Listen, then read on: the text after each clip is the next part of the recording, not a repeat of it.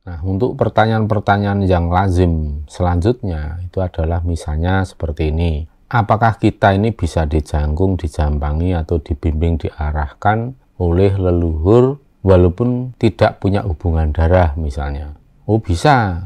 Contoh ini salah satu anak saya yang nanti akan ditestimoni atau diceritakan di kisahnya dalam video. Cuman beliaunya merokok, saya nggak bisa merokok. Cuman saya nggak pernah merokok. Kalau kepingin merokok bisa, itu salah satunya. Terus waktu itu saya minta ini ke papi, nyuwun pirsa ke papi. Kalau akhirnya papi yang kasih tahu sama mami. Mereka melihat seolah-olah itu melihat ada orang yang sepuh itu pakai baju hijau sama kuning, itu wirawiri gitu loh di dalam pesawat. Iya, saya kan nggak paham ya, nggak ngerti waktu itu kondisi menangis, terus komunikasi sama Mas Haris, ya kita memang nggak ngerti, leluhur mungkin dengan bahasa kita masing-masing ya itu bisa sambung, kita pakai bahasa sini, terus beliau yang di sana juga bahasa Thailand. Kita hanya pakai bahasa isyarat. Intinya, kenapa kamu itu waktu datang memohon untuk permisi, terus begitu kamu pulang kok nggak pamitan, kita menerima dengan baik.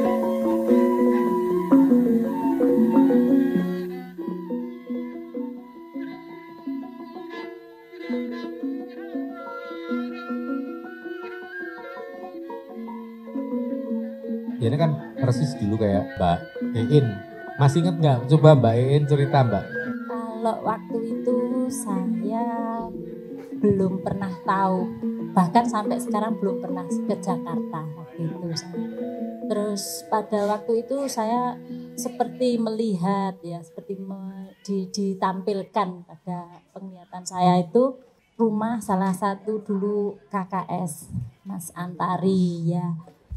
Terus waktu itu saya cuma gini, Mas, rumahnya apa ada masuk gang, ada bunganya Wijaya Kusuma, ada seperti ini dan itu ada pagarnya. Padahal saya kan belum tahu sana Jakarta pun belum pernah. Akhirnya, oh iya memang rumah saya seperti itu, gambarannya seperti itu. Anak-anak saya yang lain memberikan testimoni berupa pengalaman-pengalaman yang unik ya. Dan pengalaman seperti ini merupakan suatu bentuk kemajuan dalam hal mengolah spiritual, mempertajam mata batin dan kecerdasan spiritual. Ini seperti yang disampaikan oleh salah satu anak saya ini ya, dari Blitar, Mbak Iin. Ini juga sudah berkali-kali berinteraksi dengan entitas luhur, kemudian menyaksikan berbagai fenomena. Ketika istri saya itu mengeluarkan tenaga yang berupa tenaga harimau ya.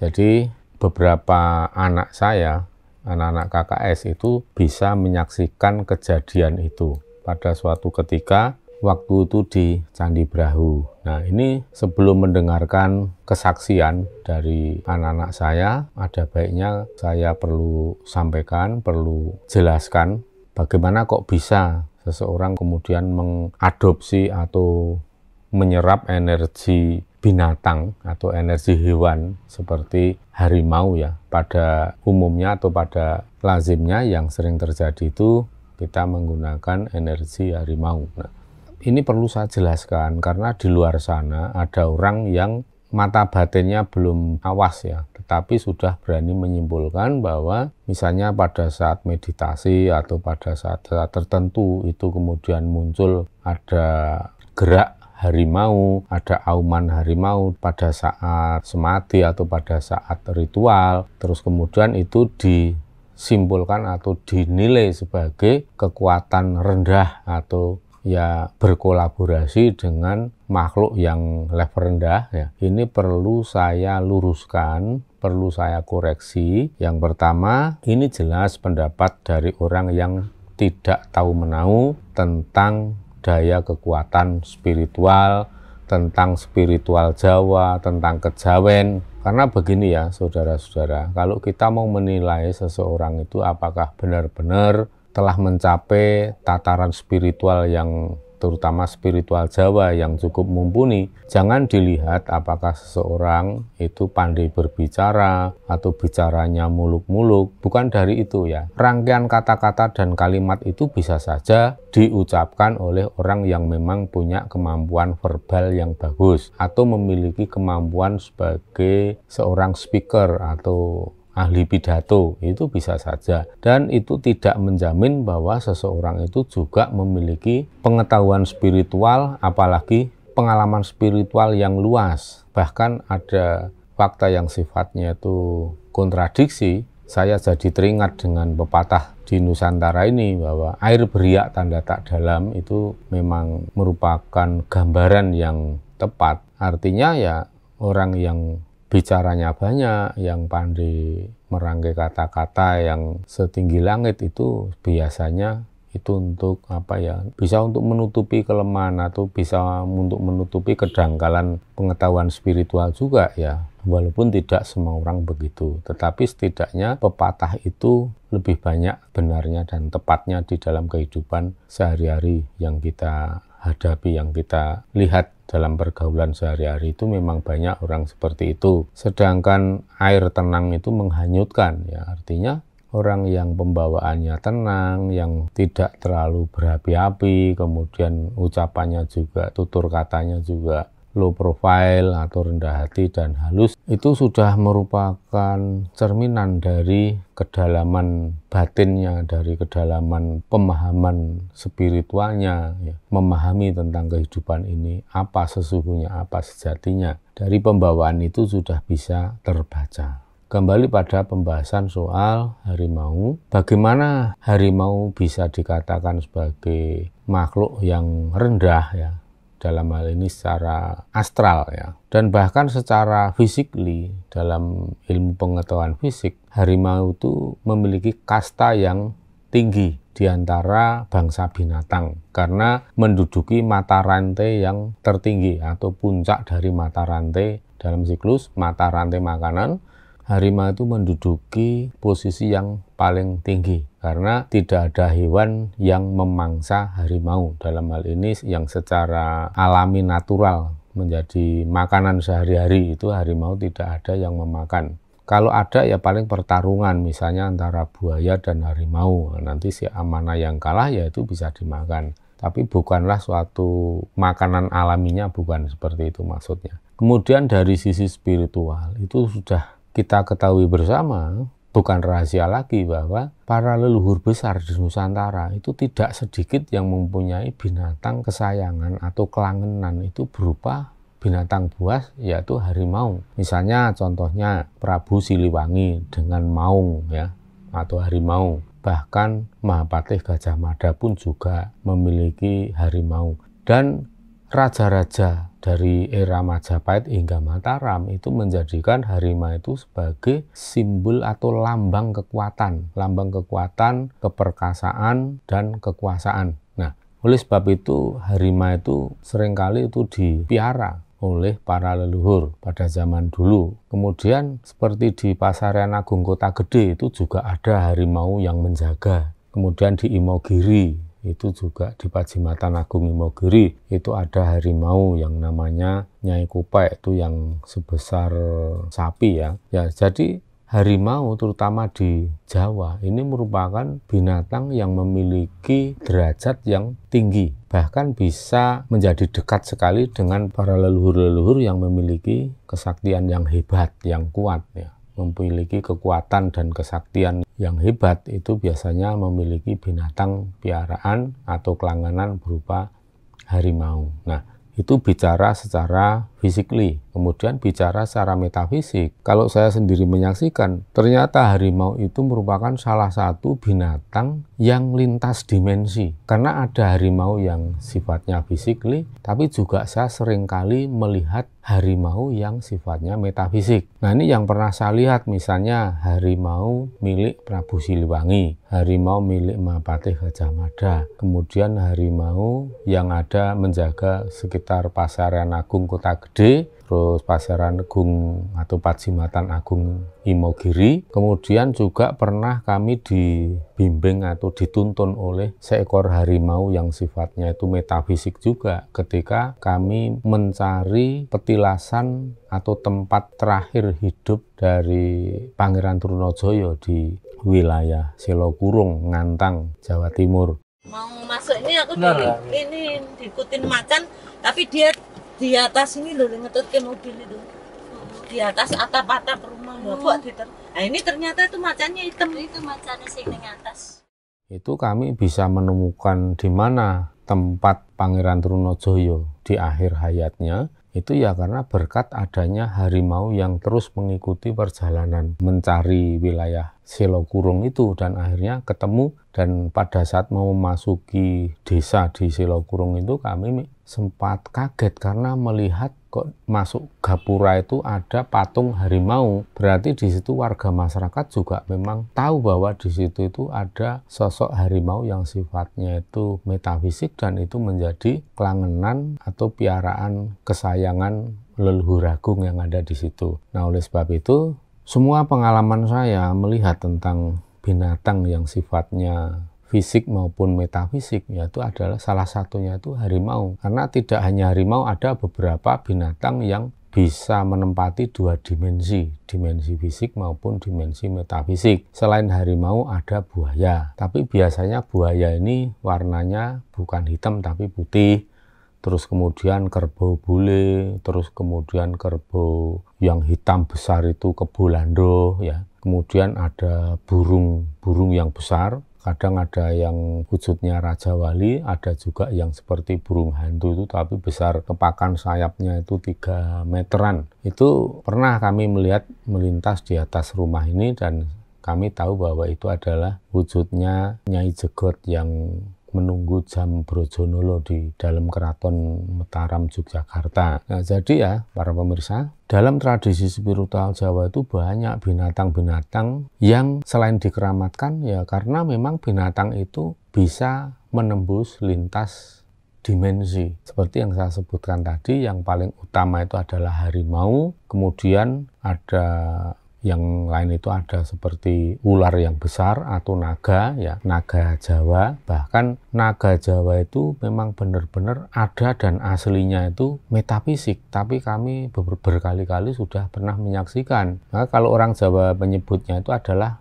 nogo bumi, yaitu nogo Jowo dengan ciri-ciri kepalanya ada mahkotanya tetapi tidak ada tanduknya ya, karena bukan naga seperti di Tiongkok yang punya tanduk ya. Kalau naga Jawa itu tidak punya tanduk tapi mengenakan mahkota. Terus kemudian punggungnya juga tidak punya sirip yang panjang-panjang seperti liong itu, tetapi di ekornya itu ada mahkotanya lagi. Jadi itu bedanya naga Jawa dengan naga Tiongkok itu, yaitu kalau naga Tiongkok kan ada sirip yang banyak, kemudian lidahnya panjang menjulur dan punya tanduk. Kalau naga Jawa itu ya seperti saya gambarkan itu, kepalanya memakai mahkota dan ekornya juga ada mahkota dan juga bersisik, tetapi punggungnya tidak bersirip panjang tapi hampir hanya sedikit siripnya, pendek gitu ya.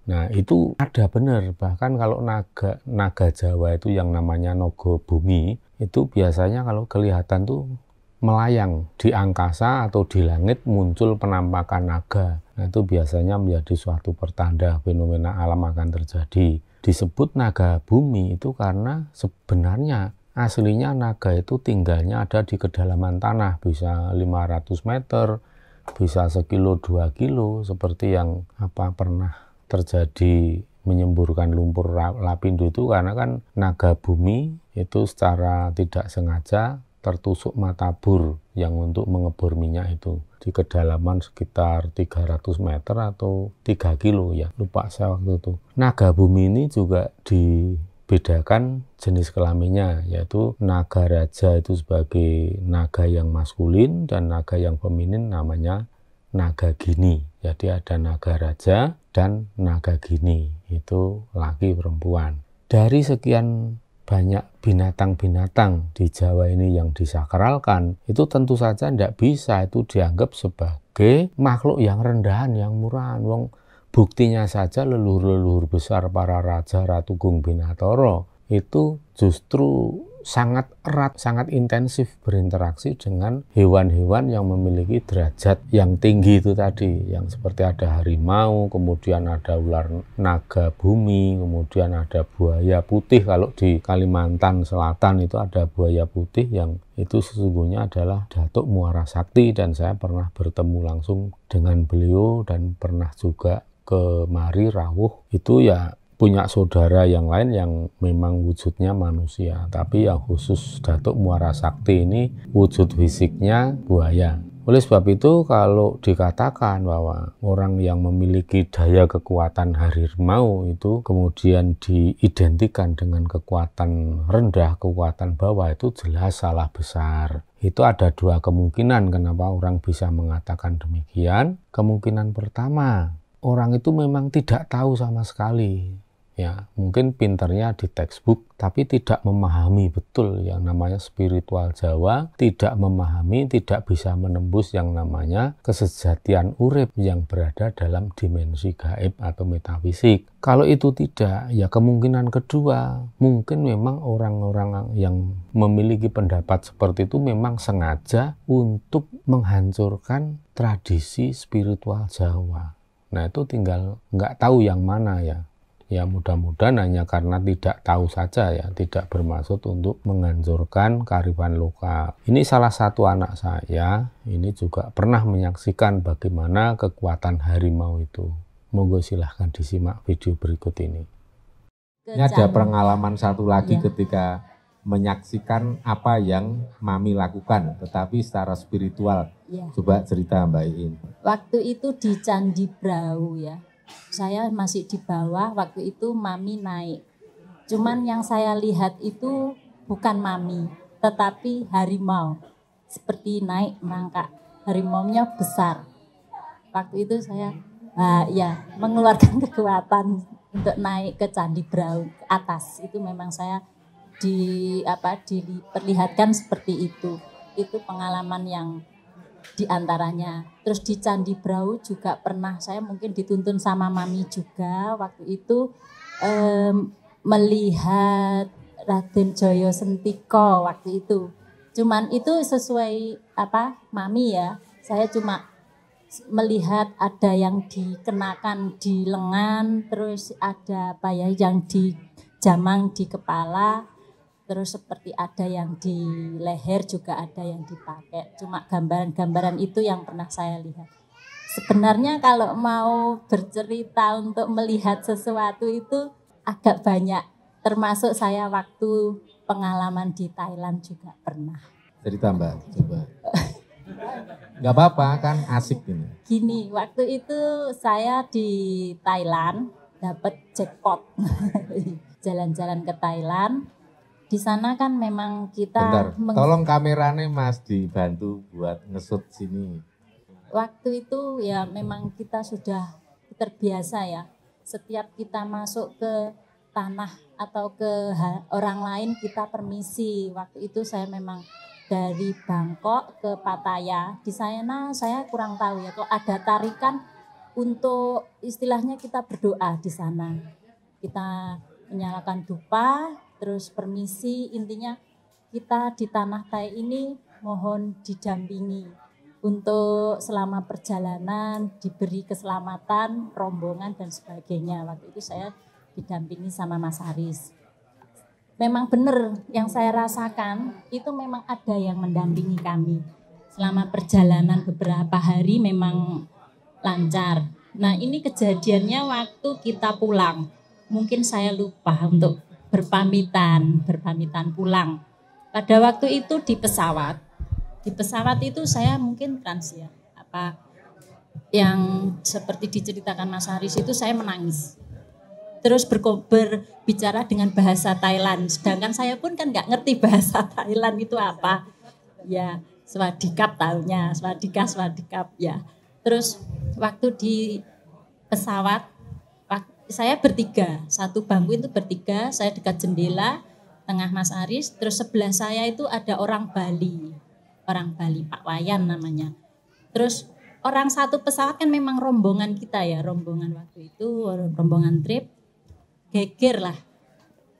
Mereka melihat seolah-olah itu melihat ada orang yang sepuh, itu pakai baju hijau sama kuning, itu wirawiri gitu loh, di dalam pesawat, iya.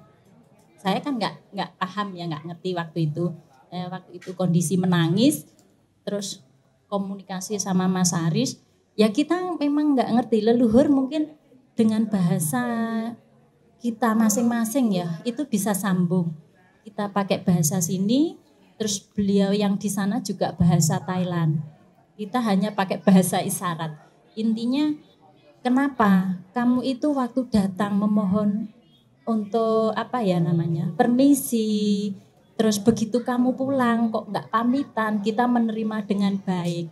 Waktu itu terus ya kita minta maaf karena kita lupa untuk pamitan, ya mohon untuk didampingi sampai di nanti selama perjalanan kita diberi keselamatan juga. Terus setelah kita mohon maaf itu sudah sampai di Soekarno-Hatta, kita begitu turun ada angin kencang, udah habis itu badan saya ringan lagi. Itu salah satu pengalaman saya.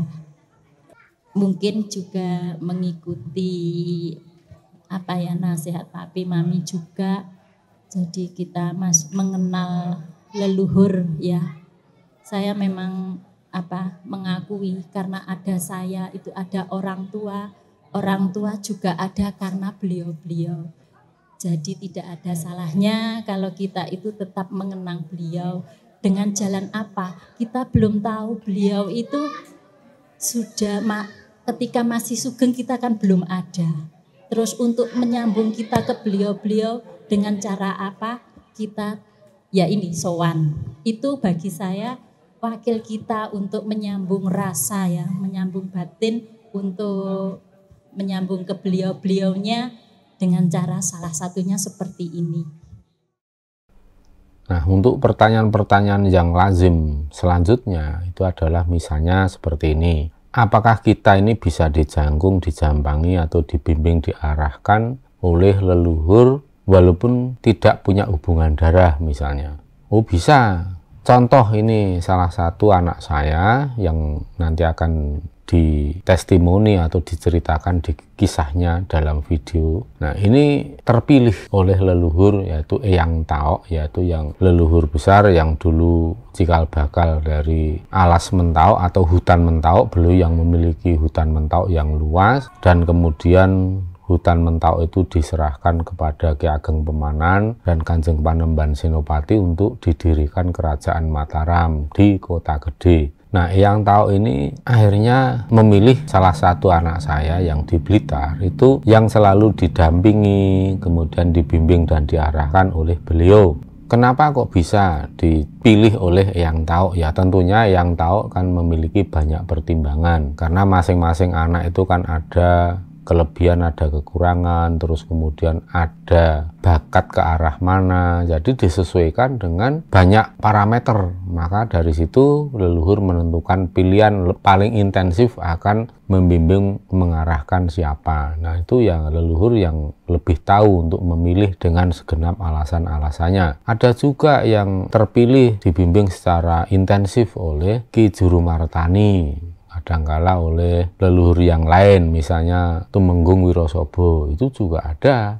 Anak-anak saya itu biasanya kalau yang sudah teman, sudah konsisten dan selalu teguh hati untuk selalu marak suan leluhur, kemudian mengaturkan sembah bakti dengan penuh kasih sayang, rasa hormat, itu tidak ada yang sia-sia, dan nanti pasti ada waktunya untuk terpilih pinilih oleh para leluhur untuk dijangkung, dijambangi secara intensif. Jadi begitu ya sedulur-sedulur, jangan berkecil hati ketika Anda menyadari tidak punya darah keturunan leluhur besar. Itu tidak menjamin, sekalipun anak keturunan, tapi kalau tidak pernah mau marak sowan ke leluhurnya, tidak pernah mau ziarah ke leluhurnya yang notabene adalah raja-raja besar, ya percuma. Wong tidak sedikit kok ya anak keturunan raja-raja besar itu yang malah menjadi kadruner, itu juga banyak yang malah justru mendem agama, mabuk donga itu banyak, dan itu tidak akan terpilih-pilih untuk leluhur untuk dijamu, dijampangi. Karena apa? Wis angel. Jadi mau leluhur mau menyampaikan pesan-pesan lewat mana, lewat panca indera mana yang peka, nggak ada, karena semua sudah ditablek, sudah ditutup oleh itu tadi,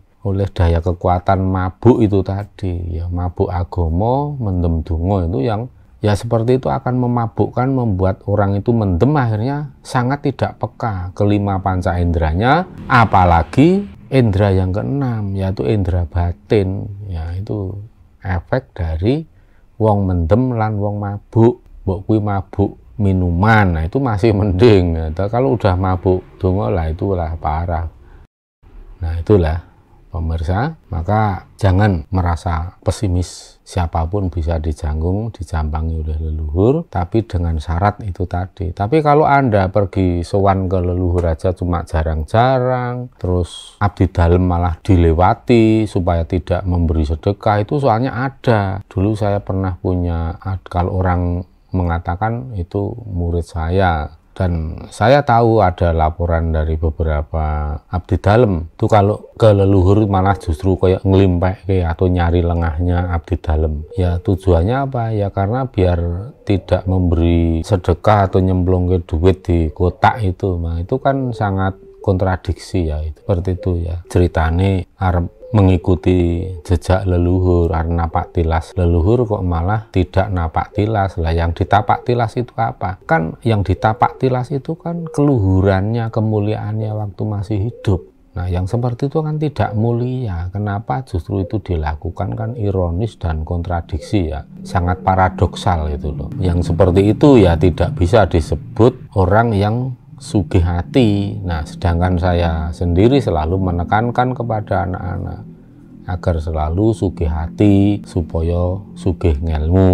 Orang sugih hati, sugih ngelmu itu pasti tidak akan kesulitan harta benda, karena uang ataupun harta benda atau materi itu akan menyesuaikan kebutuhan. Jadi ini sebenarnya banyak sekali pengalaman ya Mbak Iin ini, termasuk Mbak Iin ini secara intensif di Janggung Jambangi atau dibimbing, diarahkan oleh Eyang Tao. Eyang Tao itu siapa? Beliau itu dulu yang punya tanah atau hutan, namanya hutan Mentao. Itulah cikal bakal tempat berdirinya Kerajaan Mataram di era Kanjeng Panembahan Senopati. Ya, jadi Eyang Tao itu tentu ya seorang wanita yang hebat, seorang wanita yang kaya raya juga. Makanya ya itulah hasil dari jerih payah, hasil dari ketekunan Mbak Iin. Nah ini yang menarik sekali, bagaimana cara menemukan Eyang Tao, makamnya ini sangat menarik untuk diceritakan biar sedulur-sedulur tahu kronologinya seperti apa. Monggo Mas Aris nanti mau dibantu. Kalau waktu itu saya hari Rabu ya, hari Rabu malam itu saya bermimpi. Waktu itu saya mimpi itu duduk di bawah, terus di atas itu duduk seorang kakek. Kakung pakai baju ya seperti peranakan sama pakai jarik, terus bercerita masalah kerajaan-kerajaan, dari awalnya kerajaan-kerajaan sampai ke akhirnya waktu itu menyebut suatu nama, cuman waktu itu saya lupa namanya siapa. Waktu itu mimpi saya itu, mimpi hari Rabu. Terus mimpi disebutkan sebuah nama, saya terbangun dengan kondisi pusing kepala saya waktu itu. Nah pusing, terus dalam sehari itu kenapa kepala saya kok berat, nggak seperti biasa. Saya buat kerja, buat ini masih terasa. Akhirnya Kamis sore jam 4 itu saya demam. Saya ingat banget hari itu hari Kamis Pahing, malam Jumat Pon. Terus saya demam saya 42 lebih. Bisa dilihat Saya masih ada fotonya, untuk temnya masih saya simpen. Waktu itu tanggal berapa, waktu itu masih. Malam Jumat Pon itu surut dalam Kanjeng Panembahan Senopati ya di Kota Gede itu yang teman yang tahu. Lanjut. Terus sore saya cuma pamit sama Mas Ari, saya mau istirahat karena badan saya sudah tidak kuat lagi. Saya tidur waktu itu. Cuman berimbas ke seisi rumah waktu itu, berimbas. Waktu itu Mas Ari sakit gigi, dia nggak bisa bangun. Terus anak saya yang kecil waktu itu usia berapa ya, 4 tahun apa berapa, dia muntah-muntah. Padahal sehari juga sehat. Terus waktu itu juga ada kakak ipar yang datang bawa sepeda motor, itu masih nyampe ke depan halaman itu, masih depan rumah. Dia langsung merasakan mual mau muntah juga. Akhirnya nggak jadi ke rumah, pulang waktu itu. Nah, terus waktu itu saya tidur sekitar jam 6, jam setengah 7. Cuman saya seperti diingatkan untuk ini menyajikan bunga setaman, bikin pisungsung. Akhirnya dengan terpaksa saya minta ke Mas Haris untuk membeli pisungsung. Itu menyiapkan, akhirnya setelah disiapkan, saya hanya dikasih tahu seperti mimpi apa ya, tuh cuma dikasih tahu kalau sareannya itu ada gapura seperti apa ya, gambarannya seperti di Kota Gede. Gapuranya itu di situ beliaunya hanya ngendikan kalau makamnya di antara para kakung, cuma itu waktu itu. Cuman kalau perawakannya memang saya ditunjukkan seperti ini dan itu, terus kesenangannya apa itu saya juga ditunjukkan, dan itu salah satu kesenangan saya juga. Beliaunya suka tempe, saya paling juga suka tempe. Cuman beliaunya merokok, saya nggak bisa merokok. Cuman saya nggak pernah merokok, kalau kepingin merokok bisa, itu salah satunya. Terus waktu itu saya minta ini ke papi, nyuwun pirsa ke papi, kalau akhirnya papi yang kasih tahu sama mami. Saya tambahkan sedikit karena saya sebagai suaminya ya tiap hari tahu ya dan mengalami sendiri. Jadi apa yang disampaikan istri saya tadi memang ya begitulah, tanpa dibuat-buat. Jadi intinya kalau panas suhu tubuh 42 derajat itu kalau enggak kuat ya step. Tapi kenyataannya kan memang saat itu enggak bisa gerak apa-apa, cuma panas. Terus setelah saya menyambung tadi ya, setelah saya membuat pisungsung dan sebagainya, tiba-tiba kelenggahan. Istri saya itu kelenggahan. Dan beliau ngendika matur suwun yo nggih. Aja dilaleki lek malam-malam ngene iki, aja dina-dina ngene iki aja dilaleki. Oh nggih sendika yang. Waktu itu juga karena saya juga ngeleng ya, saya tanya, Nun sewu panjenengan sinten? Asmanipun sinten? Sinten dalem sewu. Dan beliau enggak mau. Wis ora usah ngerti sapa aku. Yang penting ya tiap malam iki gawe opi sungsung. Ya intinya seperti itulah. Ojo nglalekke asal usulmu ya, Ngir. Eling-elingan ojo sampai lali marang asal usule. Sendika dawuh. Saya cuma itu aja. Matur sembah nuwun yang sampun kersa rawuh njangkung jambangi lampah kula sakeluarga. Mugia untuk selanjutnya, semoga untuk selanjutnya saya diberi kelancaran dalam hidup, diberikan sugih ati, sugih ngilmu, sugih bondo, nyun pangestunipun. Yo, mak itu terus langsung beliau Maksud saya istri saya sudah sadar lah. Kalau saya tanya ya enggak tahu apa-apa, seperti tidur katanya. Ya itu sedikit. Oh enggak sadar. Seperti kelengkap. Ya seperti itulah. Sedikit. Sebenarnya kalau diceritakan tuh banyak sekali. Tapi kadang buat apa? Kadang pesan itu buat cuma pribadi. Kecuali memang pesan-pesan secara umum yang sekiranya sebenarnya klop sama papi. Kalau ngendiko sama Romo, kalau ngendiko kita itu bisa menyampaikan pesan dari leluhur langsung. Itu kalau berdampak, misalnya ada dampak sangat membahayakan bagi khalayak ramai, misalnya itu berarti pesan yang harus kita sampaikan, mau ndak mau harus disampaikan. Jadi memang tidak semua pesan dari leluhur itu bisa disampaikan. Kadang ya untuk pribadi, kadang ya itu tadi untuk umum. Ya mungkin nanti Papi atau Romo bisa menambahkan tentang pesan, kenapa pesan leluhur yang bisa disampaikan ke umum atau yang untuk pesan pribadi. Ya mungkin sedikit tambahan dari saya tentang perjalanan kami, khususnya berdua dan keluarga anak-anak, memang saya latih untuk sowan-sowan ke leluhur mumpung masih kecil. Jadi tadi itu kan yang saya ingat, ojo lali marang asal usulmu yonggir. Cuma itu. Dan itu seperti ngiring kebu mulih neng kandangi. Itu ya Pi ya.